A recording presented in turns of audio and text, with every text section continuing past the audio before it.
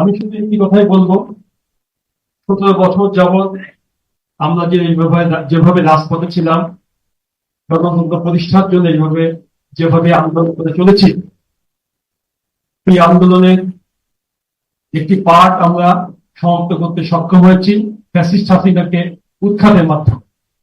Fascist Hasina পালিয়ে গেছেন,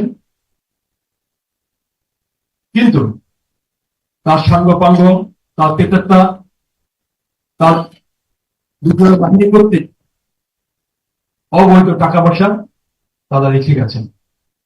এইগুলো দিয়ে একটি কুচক্রী মহল, একটি ষড়যন্ত্রকারী মহল আবারও ষড়যন্ত্র করছেন। আপনাদেরকে সজাগ থাকতে হবে, সোচ্চার থাকতে হবে, ঐক্যবদ্ধ থাকতে হবে। রাজপথে ছিলাম, রাজপথে কিন্তু এখন আমরা আছি। একথা ভুলে গেলে চলবে না যে আমরা রাজপথ থেকে উঠে এসেছি। কারণ জনগণের যে আকাঙ্ক্ষা, গণতন্ত্র পুনঃপ্রতিষ্ঠা, ভোটের অধিকার প্রতিষ্ঠা, সেটা কিন্তু এখনো সম্ভব হয়নি।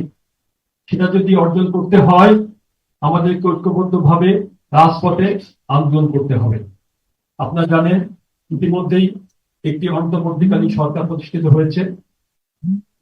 আমাদের প্রত্যাশা ছিল এই সরকার অত্যন্ত শক্তিশালী রূপে দেশের জনগণের আশা আকাঙ্ক্ষা পূরণে সক্ষম হবে।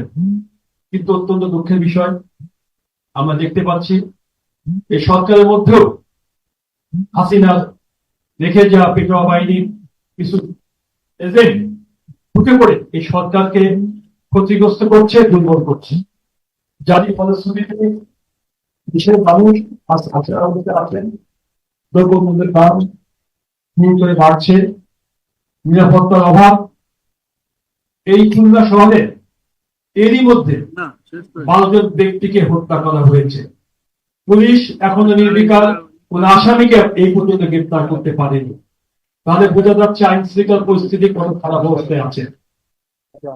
আমরা চাবো দেশের পরিস্থিতি যাতে এর চেয়ে অবনতি না হয়, জনগণ যাতে তাদের কাঙ্ক্ষিত লক্ষ্যে পৌঁছতে পারে। এটার জন্য 17 বছর আমরা আন্দোলন করছি।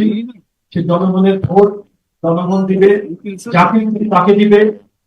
সেই ভোটের অধিকার আদায়ের লক্ষ্যে আমরা যে আন্দোলন করে যাচ্ছি, সে আন্দোলন যাতে সফল হয়, তার জন্য এই ফ্যাসিস্ট হাসিনার পেটোয়া বাহিনী সম্পর্কে আপনাদের সজাগ থাকতে হবে, আপনাদের ঐক্যবদ্ধ থাকতে হবে এবং তত্ত্বাবধায়ক সরকারকে আমাদের সবাই মিলে চাপ প্রয়োগ করতে হবে, অনতি বিলম্বে যেন তিনি রোড ম্যাপ ঘোষণা করেন এবং জাতীয় সংসদের নির্বাচনের তারিখ তিনি ঘোষণা করেন। তার মাধ্যমে একটি গণতান্ত্রিক সরকার প্রতিষ্ঠা হবে, যার মাধ্যমে জনগণের সরকার প্রতিষ্ঠা হবে, জনগণের আশা আকাঙ্ক্ষা পূরণ হবে। যতক্ষণ পর্যন্ত না আমরা সেই লক্ষ্যে উপনীত হতে পারছি, যতক্ষণ পর্যন্ত না জনগণের অধিকার আমরা প্রতিষ্ঠা করতে পারছি, যতক্ষণ পর্যন্ত না মানুষের ভোটের অধিকার প্রতিষ্ঠা করতে পারছি, ততক্ষণ পর্যন্ত আমরা রাজপথে ছিলাম, আছি এবং থাকবো ইনশাআল্লাহ।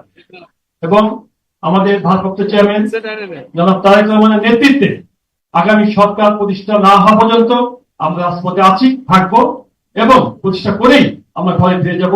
এটাই হবে আমাদের প্রতিজ্ঞা। আপনাকে ধন্যবাদ। ভালো থাকবেন, সুস্থ থাকবেন, সুন্দর থাকবেন। আগামী প্রতীক্ষায় আমরা আছি। দেশ নেতা তারেক রহমান জিন্দাবাদ, দেশ নীতি বেগম খালেদা জিয়া জিন্দাবাদ, শহীদ জিয়াউর রহমান দল জিন্দাবাদ, খুলনা মহানগর জেলা বিএনপি জিন্দাবাদ। ঠিক আছে, থ্যাংক ইউ।